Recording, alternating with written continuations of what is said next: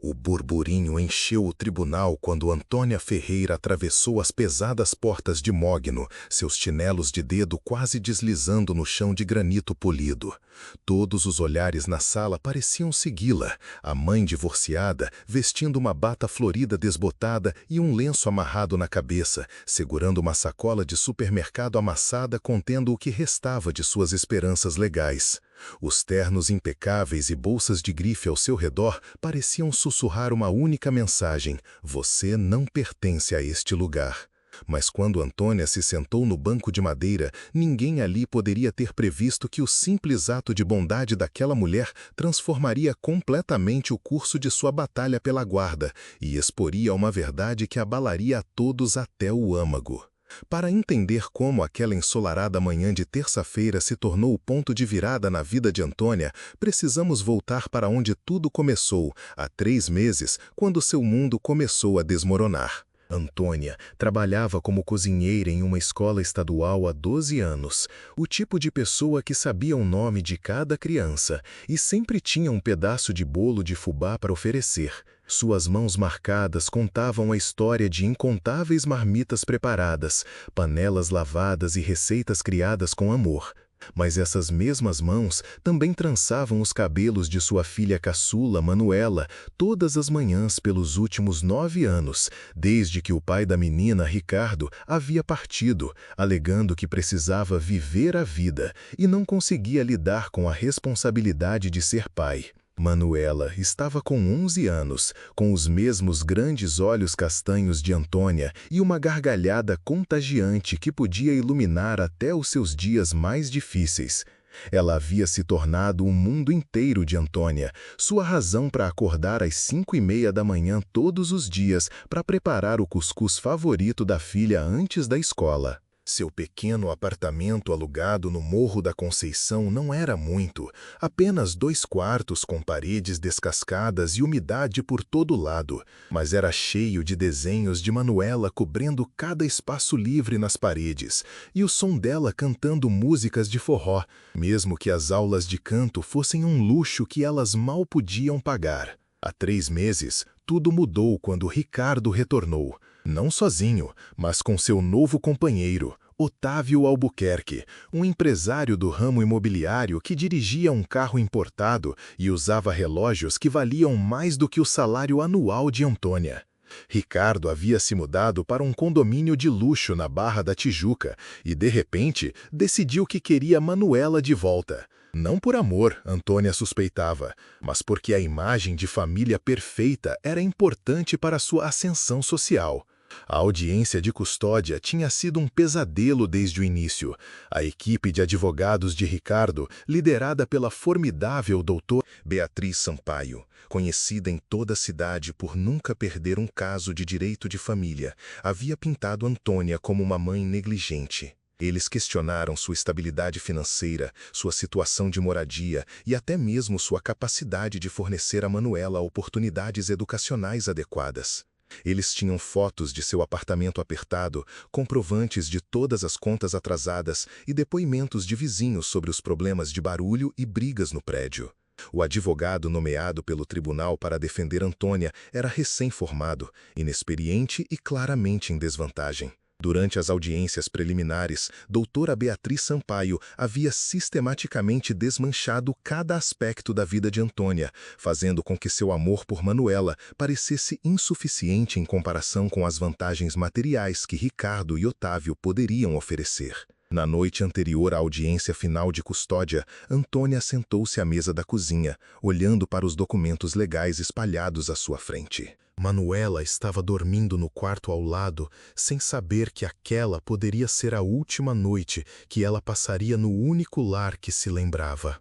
As mãos de Antônia tremiam enquanto ela lia os argumentos finais da doutora Beatriz Sampaio. Ela estava solicitando a guarda total para Ricardo, com Antônia recebendo visitas supervisionadas apenas 2 vezes ao mês. Conte para nós nos comentários de qual cidade você está assistindo, porque essa história está prestes a tomar um rumo que prova que a bondade pode vir dos lugares mais inesperados. Na manhã da audiência, Antônia acordou 2 horas mais cedo, incapaz de dormir. Ela fez o café da manhã favorito de Manuela, pão de queijo fresquinho com suco de laranja, e a observou comer enquanto tentava memorizar cada detalhe de seu rosto. Manuela tagarelava animadamente sobre um passeio ao Cristo Redentor, completamente alheia à batalha que estava sendo travada por seu futuro. «Mãe, por que você está tão quieta hoje?» perguntou Manuela, com a boca cheia de pão de queijo.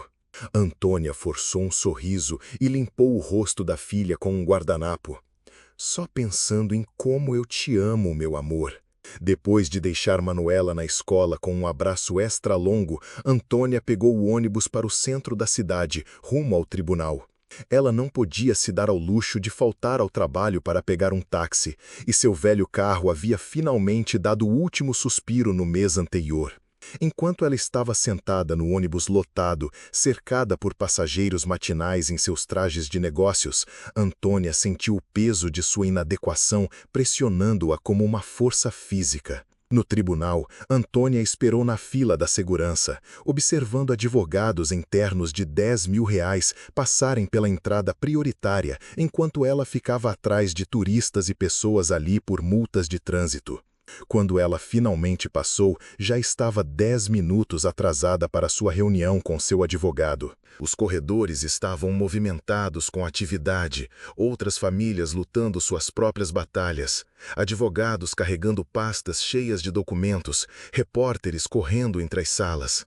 Antônia sentiu como se estivesse se afogando em um mundo que ela não entendia, onde a terminologia jurídica passava por cima de sua cabeça e cada procedimento parecia projetado para lembrá-la de seu lugar na parte inferior da hierarquia social. Seu advogado, Dr. André Silva, encontrou-a do lado de fora do Tribunal B. Ele tinha 27 anos, era esforçado e claramente estava fazendo o possível, mas Antônia podia ver a derrota em seus olhos. «Dona Antônia», ele disse baixinho, «preciso ser honesto com a senhora. Doutora Beatriz São Paulo protocolou alguns documentos adicionais ontem.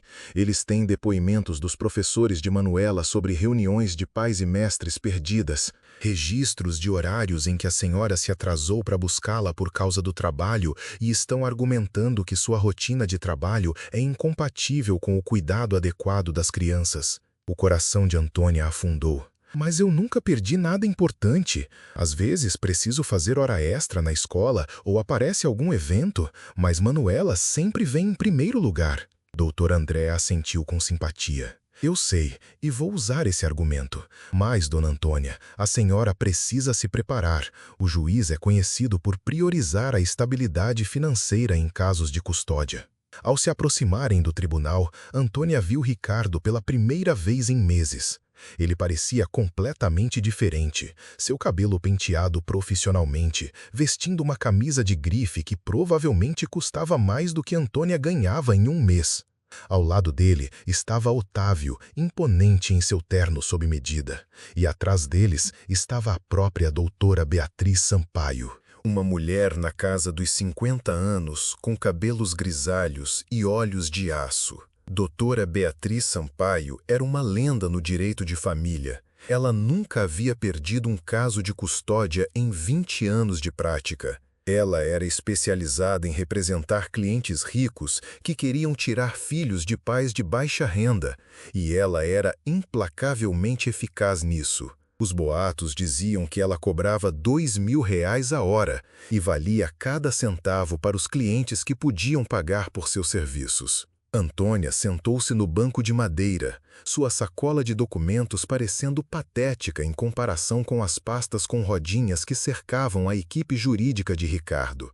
O tribunal era intimidador, tetos altos, painéis de madeira escura e o balcão do juiz pairando sobre tudo como um trono de julgamento. Enquanto as pessoas entravam, Antônia notou um senhor de idade com dificuldades para encontrar um lugar para sentar.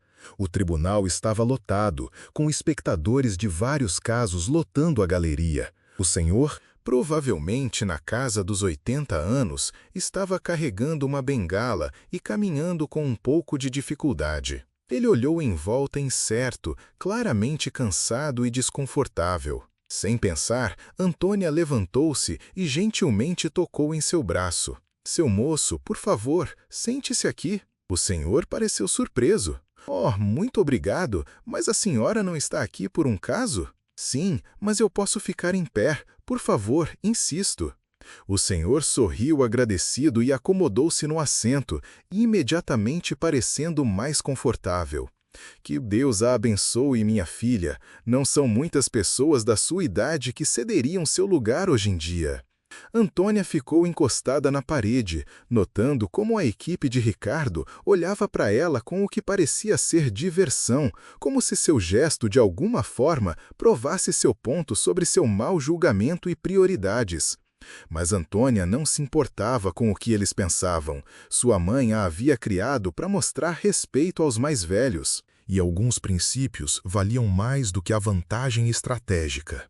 A sessão da manhã foi brutal. Caso após caso foi chamado, e Antônia observou como o sistema legal passava pelas vidas humanas com eficiência mecânica.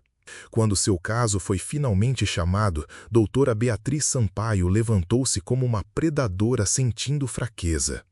Excelentíssimo senhor juiz, ela começou, sua voz carregando a confiança de alguém que nunca havia experimentado a derrota neste tribunal. Este caso representa uma escolha clara entre um ambiente estável e acolhedor e uma situação que, embora bem intencionada, simplesmente não pode fornecer os recursos e as oportunidades que esta criança merece. Ela metodicamente apresentou seu caso, a nova estabilidade de Ricardo, a carreira bem-sucedida de Otávio, sua cobertura de 4 quartos em um excelente bairro, sua capacidade de pagar pelas aulas de inglês de Manuela, acampamentos de verão e faculdade sem estresse financeiro. Ela pintou um quadro de uma criança cujo potencial estava sendo limitado pelas circunstâncias de sua mãe. A dona Antônia trabalha 60 horas por semana como cozinheira, continuou doutora Beatriz, muitas vezes exigindo que ela deixe Manuela com vizinhos ou em programas extracurriculares até às 8 ou 9 da noite. A criança perdeu inúmeras oportunidades educacionais devido às restrições financeiras de sua mãe, e avaliações psicológicas mostram sinais de estresse relacionados à instabilidade econômica. O advogado de Antônia tentou argumentar sobre o forte vínculo entre mãe e filha e a dedicação de Antônia, mas sua voz não tinha a presença imponente de doutora Beatriz Sampaio. Cada ponto que ele levantava parecia ser facilmente desviado ou minimizado. Então, doutora Beatriz chamou sua testemunha estrela, uma psicóloga infantil que havia entrevistado Manuela 2 vezes. Doutora Helena Freitas era uma mulher distinta na casa dos 60 anos que falava em tons medidos e profissionais sobre a ansiedade preocupante de Manuela em relação à segurança financeira e à rotina de trabalho de sua mãe. A criança expressou preocupação com sua mãe trabalhando muito, testemunhou doutora Helena. Ela mencionou estar com medo quando ela chega em casa muito cansada e às vezes pula o jantar para fazer bolos e doces para vender e ganhar um dinheiro extra. Esses não são estresses saudáveis para uma criança de 11 anos carregar. Antônia sentiu cada palavra como um golpe físico. Manuela nunca havia lhe dito que se preocupava com essas coisas. Ela fazia trabalhos extras justamente para protegê-la do estresse financeiro, mas de alguma forma seus esforços se tornaram evidência de sua inadequação como mãe. Durante o intervalo para o almoço, Antônia sentou-se sozinha em um banco do lado de fora do tribunal. Mal conseguindo comer o biscoito de polvilho que havia trazido naquela manhã, ela ligou para a escola de Manuela para saber dela, só para ouvir sua voz por um momento. Mãe! A voz alegre de Manuela fez seus olhos arderem com lágrimas não derramadas. A tia Célia disse que vamos fazer uma apresentação de dança hoje na aula de artes. Legal, né? Muito legal, meu amor. A mãe te ama. Eu também te amo, mãe. Você vai me ajudar com o dever de casa de matemática hoje à noite? Antônia fechou os olhos, imaginando se haveria um hoje à noite ou se Manuela estaria indo para a cobertura de Ricardo. Claro, meu anjo, te vejo depois da escola. Quando a sessão da tarde começou, doutora Beatriz Sampaio chamou Ricardo para depor. O ex-marido de Antônia subiu ao estrado com equilíbrio praticado, enxugando os olhos com um lenço de papel enquanto falava sobre o quanto ele se arrependia de ter se afastado de Manuela e o quão pronto ele estava agora para fornecer o lar estável e amoroso que sua filha merecia. Eu cometi erros, disse Ricardo, sua voz perfeitamente modulada para o máximo impacto emocional. Eu era jovem e imaturo e pensei que Antônia poderia me dar a estrutura que eu não tinha. Mas agora estou em uma posição de dar a Manuela tudo, não apenas coisas materiais, mas segurança emocional, oportunidades educacionais e um ambiente familiar com ambos os pais. Ele falou sobre o quarto que eles haviam decorado para Manuela, completo com um closet espaçoso e banheiro privativo.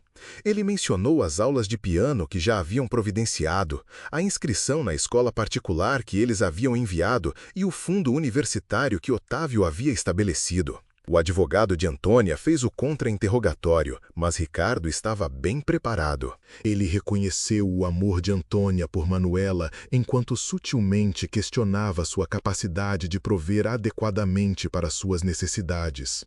Então, Otávio subiu ao estrado e Antônia teve que admitir que o homem era impressionante. Ele falou eloquentemente sobre seu compromisso com Manuela, sua carreira estável e seu desejo de ser a figura paterna que Manuela merecia. Ele nunca criticou diretamente Antônia, mas sua mera presença, bem-sucedido, confiante, articulado, fez Antônia se sentir invisível em comparação. Enquanto a tarde passava, Antônia sentia suas chances escorrendo por entre os dedos com cada depoimento. A evidência financeira era esmagadora, o argumento da estabilidade era convincente. Até mesmo as próprias palavras de Manuela, filtradas através da interpretação do psicólogo, pareciam apoiar o caso de Ricardo.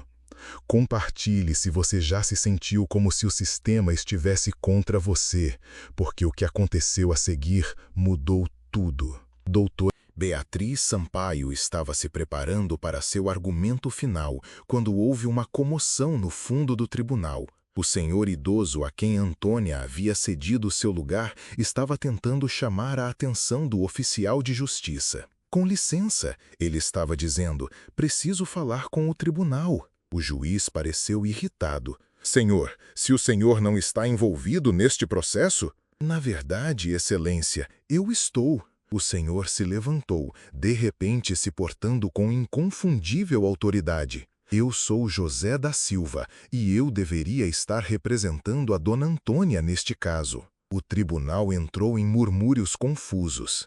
A expressão confiante de doutora Beatriz Sampaio vacilou pela primeira vez em todo o dia. Ricardo e Otávio trocaram olhares preocupados. Antônia olhou em choque, enquanto o senhor idoso a quem ela havia ajudado continuava a falar.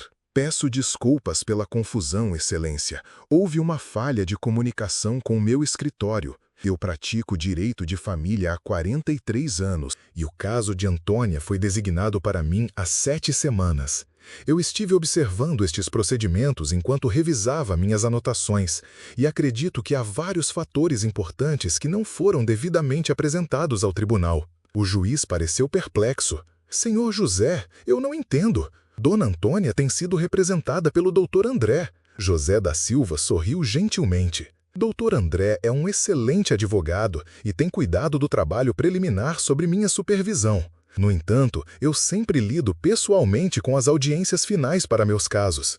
Antônia, me desculpe pela confusão sobre minha aparência hoje. Eu queria observar os procedimentos primeiro para entender melhor a dinâmica em jogo. O advogado nomeado pelo tribunal para defender Antônia parecia tão confuso quanto todos os outros, mas ele não o interrompeu. José da Silva continuou, sua voz agora cheia de autoridade. Excelência, este caso não é sobre estabilidade financeira ou carros importados. Este caso é sobre amor, sacrifício e o vínculo inquebrável entre uma mãe e sua filha. A senhora ouviu testemunhos sobre reuniões escolares perdidas e dificuldades financeiras, mas o que não ouviram é a história completa. Ele se virou para Antônia, seus olhos cheios de compaixão. Dona Antônia, pode nos contar sobre o valeu demais que a senhora recebeu no mês passado? Antônia ficou surpresa. O quê? Ah, sim, recebi um valeu demais de um inscrito no meu canal de receitas. Um seguidor do meu canal no YouTube fez uma contribuição. Fiquei muito feliz. José da Silva sorriu. E o que a senhora fez com esse dinheiro? Antônia hesitou por um momento. Então olhou para o juiz e disse com firmeza: Eu usei para comprar um violino novo para Manuela. O dela estava velho e desafinado, e eu queria que ela tivesse um instrumento bom para continuar praticando. O silêncio caiu sobre o tribunal. Até mesmo doutora Beatriz Sampaio parecia surpresa. Dona Antônia trabalha duro todos os dias para sustentar sua filha, continuou José da Silva. Ela cozinha na escola estadual durante o dia e faz bolos e doces para vender à noite. Ela pode não ter uma cobertura na Barra da Tijuca ou um carro importado, mas ela dá a Manuela algo que Ricardo e Otávio nunca poderão dar. Amor incondicional, apoio constante e a compreensão de que não importa o que aconteça, sua mãe sempre estará lá para ela. José da Silva se virou para o juiz. Excelência, eu peço a este tribunal que veja além da evidência financeira e reconheça o verdadeiro valor do relacionamento entre Antônia e Manuela. Peço que lhes seja dada a oportunidade de permanecerem juntas, não como mãe e filha ricas, mas como uma família unida pelo amor. O juiz ouviu atentamente, seu rosto impassível. Então, ele se virou para a doutora Beatriz Sampaio. Doutora Sampaio, tem alguma coisa a acrescentar? A advogada hesitou por um momento, então disse suavemente: Não, excelência. O juiz se levantou. Eu vou me retirar para deliberar. Por favor, aguardem no tribunal. Enquanto o juiz estava fora, Antônia sentou-se ao lado de José da Silva, suas mãos tremendo. Obrigada, ela sussurrou. Eu não sei o que teria feito sem você. José da Silva sorriu e apertou sua mão. Não se preocupe, dona Antônia, a verdade sempre prevalece. Depois de quase 1 hora, o juiz retornou ao tribunal. O silêncio era palpável enquanto ele se sentava e olhava para as pessoas reunidas.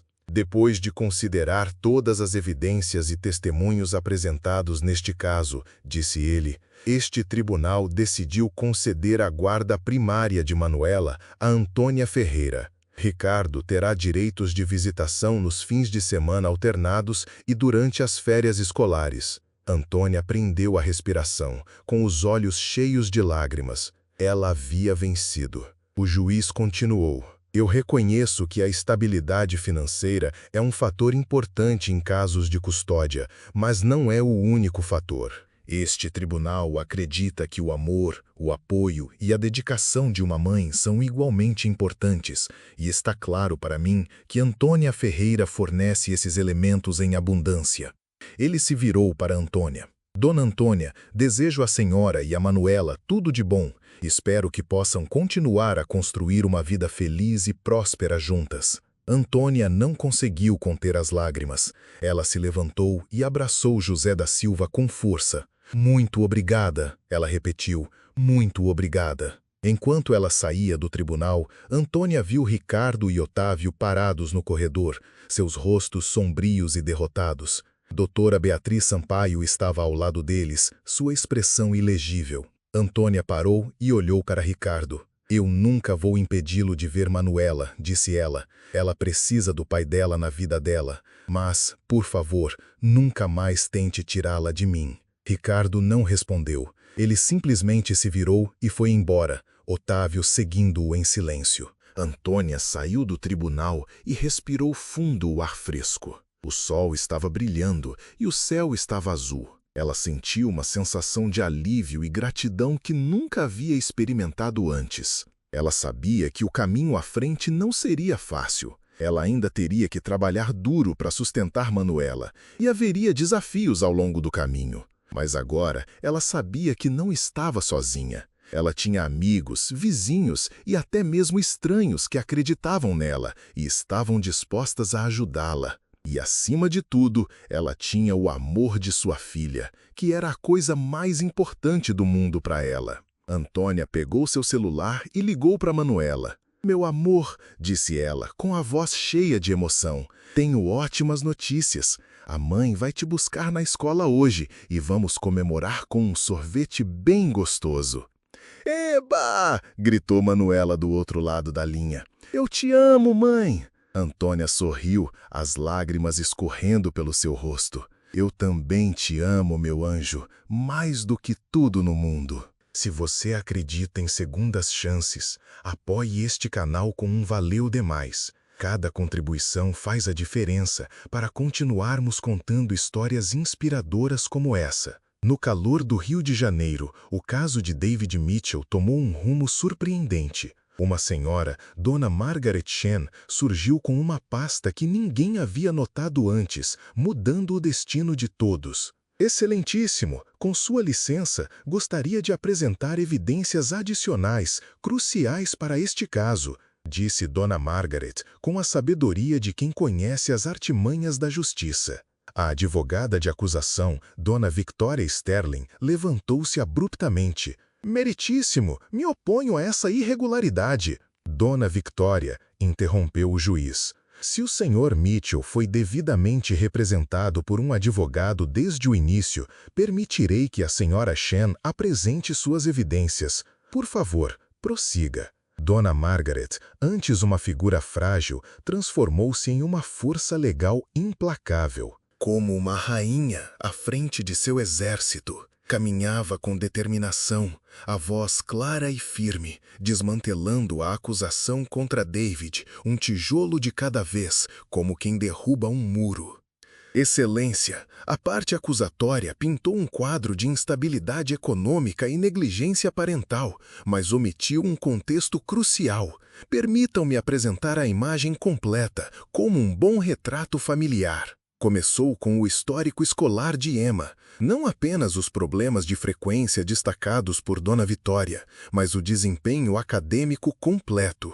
Emma estava no programa de alunos talentosos, consistentemente entre os 5% melhores de sua turma. As avaliações completas de seus professores elogiavam sua maturidade emocional, criatividade e forte senso de responsabilidade, qualidades que saltavam aos olhos. Emma Mitchell não apenas frequenta a Escola Municipal Rio Bonito, continuou Dona Margarete, seu pai trabalha lá. O que significa que ela tem acesso a todos os programas extracurriculares, todas as oportunidades educacionais que a escola oferece. A avaliação psicológica mencionou sua preocupação com o trabalho árduo do pai, mas falhou em incluir suas próprias palavras sobre o orgulho que sente dele. Dona Margarete tirou um gravador. Isto é de minha própria entrevista com Emma, conduzida na semana passada com a devida autorização. A voz de Emma ecoou no tribunal. Meu papai conserta tudo para todo mundo. Quando o aquecedor da Dona Joana quebrou, ele virou a noite consertando, mesmo que ela não pudesse pagar muito. Ele diz que ajudar as pessoas é mais importante que dinheiro. Às vezes, me preocupo que ele fique cansado, mas tenho orgulho, porque ele é a pessoa mais bondosa que conheço. Um silêncio absoluto tomou conta da sala, enquanto a voz gravada de Emma continuava.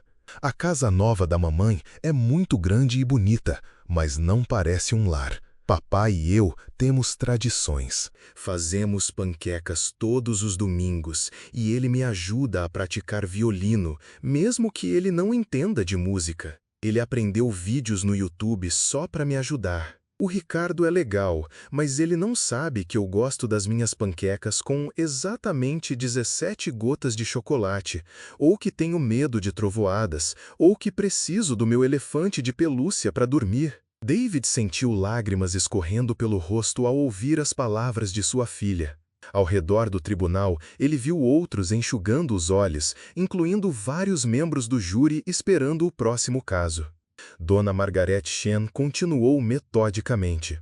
Apresentou evidências do envolvimento de David na comunidade, trabalho voluntário na escola, depoimentos de vizinhos sobre seu caráter, documentação de todos os eventos escolares e reuniões de pais e mestres que ele havia comparecido, muitas vezes com a roupa de trabalho, porque vinha direto de consertar algo essencial para alguém necessitado. A parte acusatória focou na renda modesta do Sr. Mitchell, disse Dona Margarete, mas falhou em mencionar que, apesar dessa renda, ele nunca perdeu um pagamento de pensão alimentícia. Manteve um plano de saúde abrangente para Emma e conseguiu economizar R$ 3.000 para o fundo universitário dela, dinheiro que ele ganhou fazendo reparos extras e bicos. Apresentou extratos bancários, mostrando a responsabilidade financeira e o sacrifício de David. Cada despesa foi cuidadosamente documentada, com as necessidades de Emma sempre priorizadas em relação às suas próprias.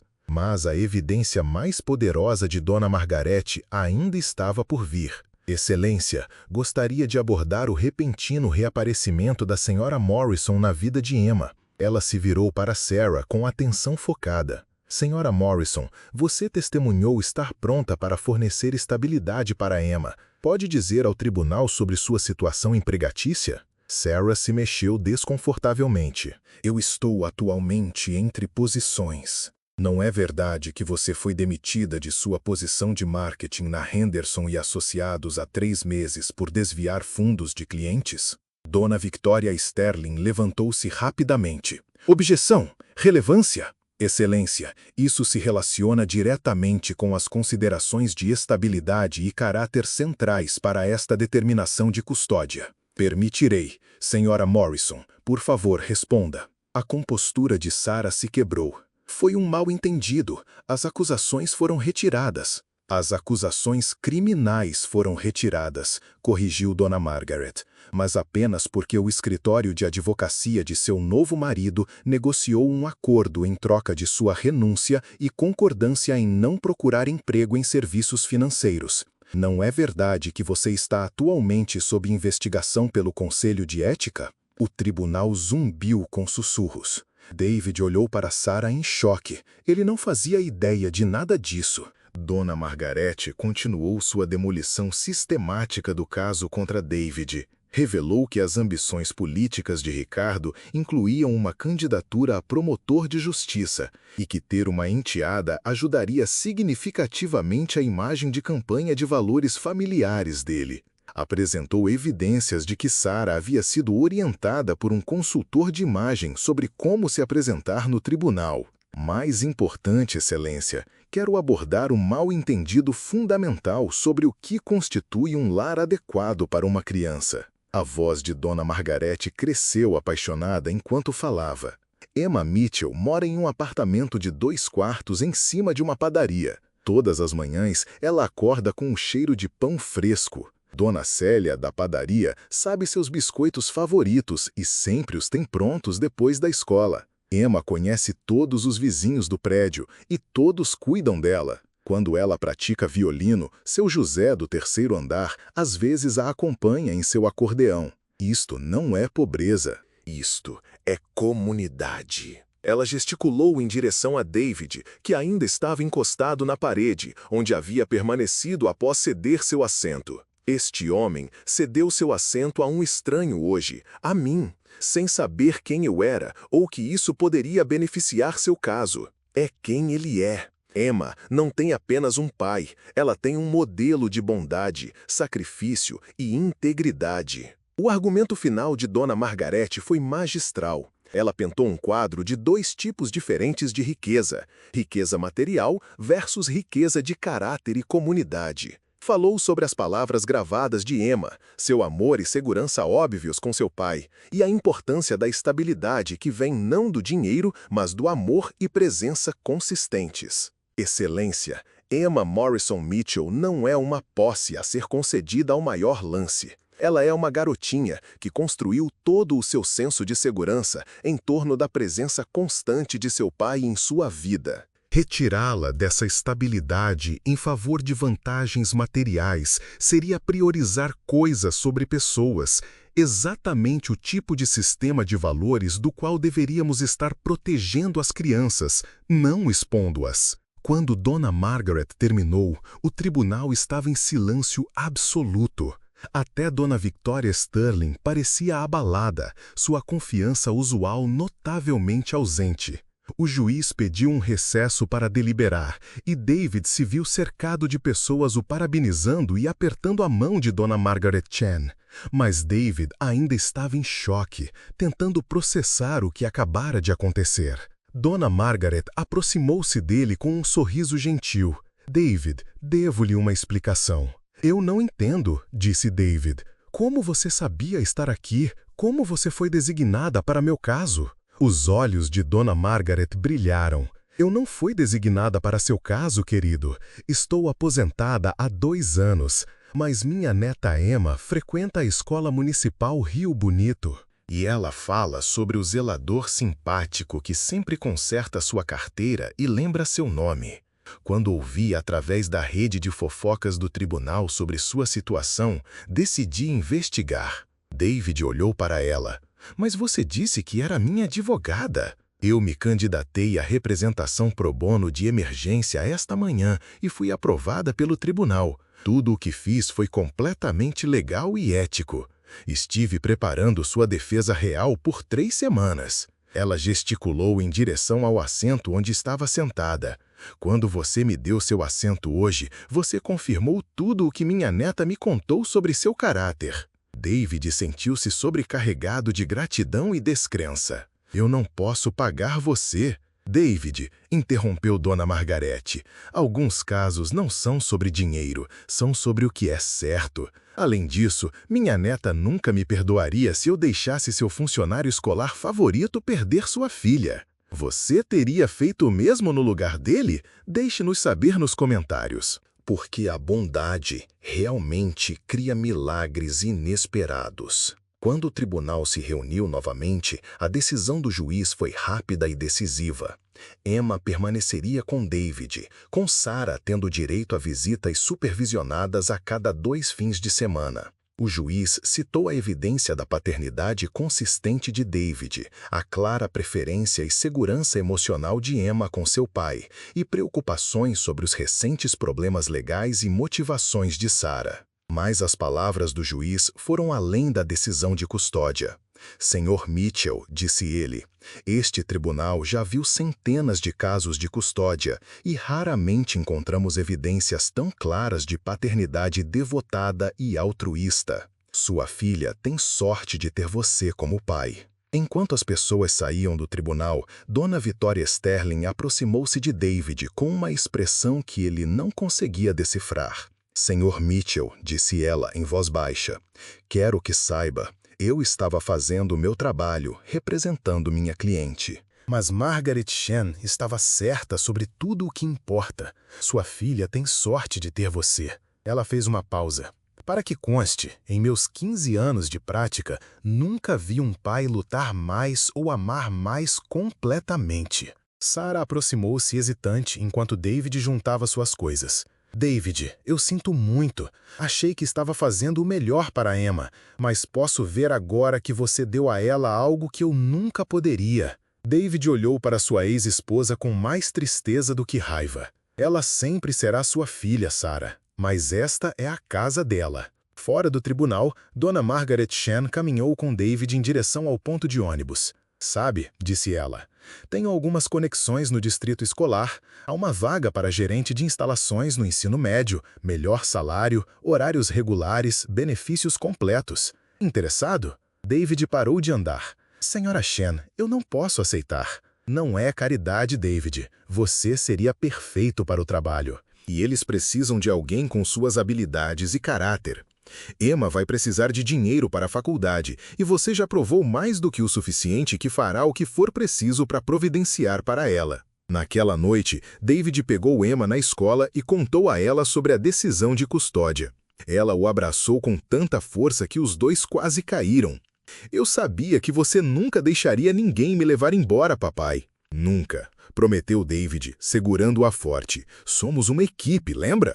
Enquanto caminhavam para casa juntos, Emma tagarelando sobre seu dia na escola, David pensou na senhora que havia mudado sua vida simplesmente porque ele havia oferecido um assento.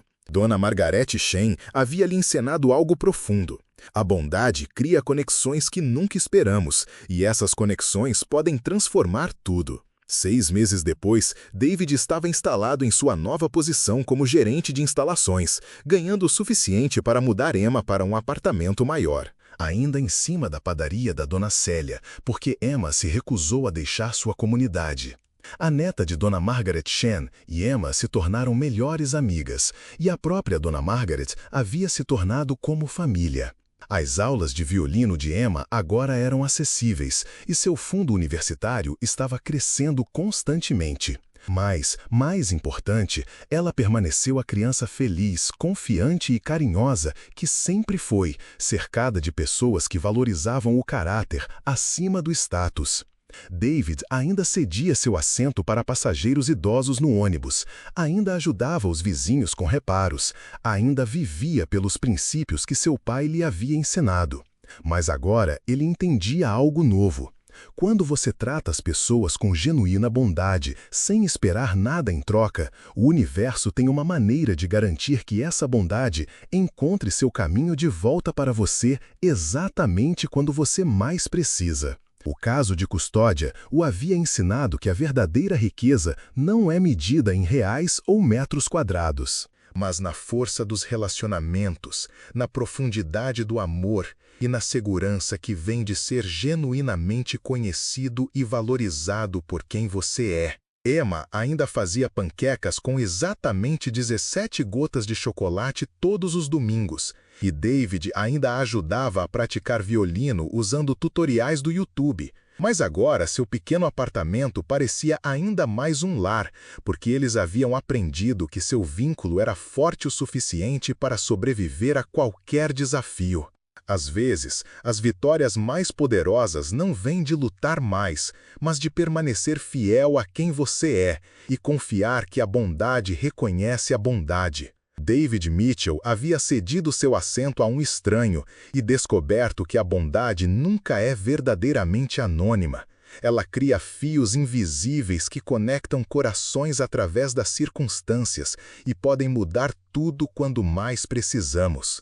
Afinal, família não é apenas sobre quem compartilha seu sangue ou seu nome, é sobre quem escolhe aparecer. Quem fica quando as coisas ficam difíceis e quem vê seu valor quando o mundo tenta convencê-lo do contrário. E às vezes é sobre uma advogada idosa que acredita que algumas lutas valem a pena serem travadas simplesmente porque são justas. Inscreva-se para mais histórias poderosas como esta e clique no vídeo na tela para assistir ao próximo, com uma reviravolta tão poderosa que você nunca esquecerá. Apoie nosso canal contribuindo com seu valeu demais, um gesto de carinho que faz toda a diferença.